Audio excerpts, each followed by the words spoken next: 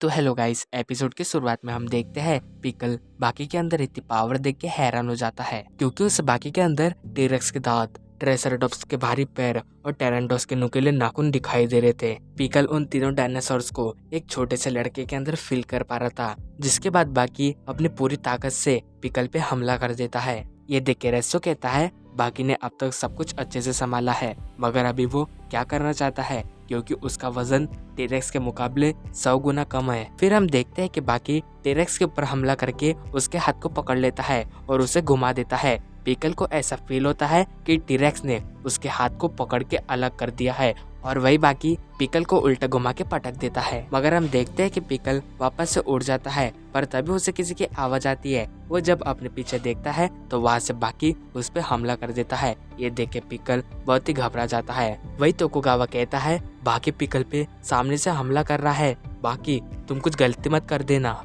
आगे बाकी जब पिकल पे हमला कर रहा होता है तो पिकल पीछे हट जाता है और बाकी पे अटैक करने को रेडी हो जाता है। हम देखते हैं कि पिकल ऐसे पोज में खड़ा होता है जैसे कि कोई रनर अप रनिंग के लिए रेडी हो रहा है। अगर इस एंगल से कोई रनर अप रनिंग करता है तो उसकी स्पीड 2 गुना बढ़ जाती है और वैसा ही अभी पिकल बाकी के ऊपर अटैक करने के लिए रेडी हो रहा था। फिर पिकल अपनी पूरी ताकत लगा के बाकी पे अटैक कर देता है और ये सब एक ही सेकंड में होता है और ये 1 सेकंड का मतलब हमें सीखेंगे रेस्सो बताएगा। रेस्सो बताता है जब पिकल ने बाकी के ऊपर हमला किया तो तब मुझे वो जमाना याद आ गया जब पिकल बड़े से बड़े डायनासोर पे हमला करने के लिए इस अटैक को यूज करता था। इसके बाद जब मैंने बाकी को नोटिस किया तो बाकी का वजन करीबन 75 किलो का था और मेरा 100 किलो का, मगर तभी भी मैं पिकल के उस अटैक को नहीं रोक पाया। तो मैं पिकल के इस अटैक से अब समझ चुका था कि बाकी इस लड़ाई को हारने वाला है। मगर तभी कुछ ऐसा हुआ, पिकल ने जब बाकी पे अटैक किया तो वो दोनों जब आपस में टकराए तो मुझे लगा कि बाकी अभी खत्म हो जाएगा,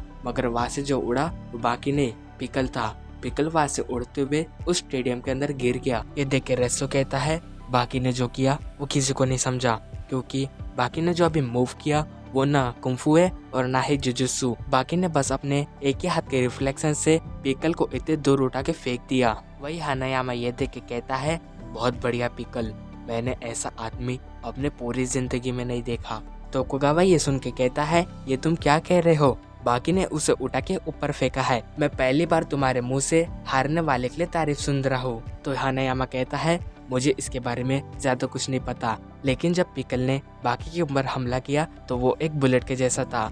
जैसे कोई बुलेट एक इंसान पे फायर होती है तो वो बुलेट कहाँ से भी निकल सकती है, वो खंधे से भी निकल सकती है और पेट में से भी निकल सकती है। हमारे अंदर की मांसपेशियां बुलेट को रिफ्लेक्ट करती है।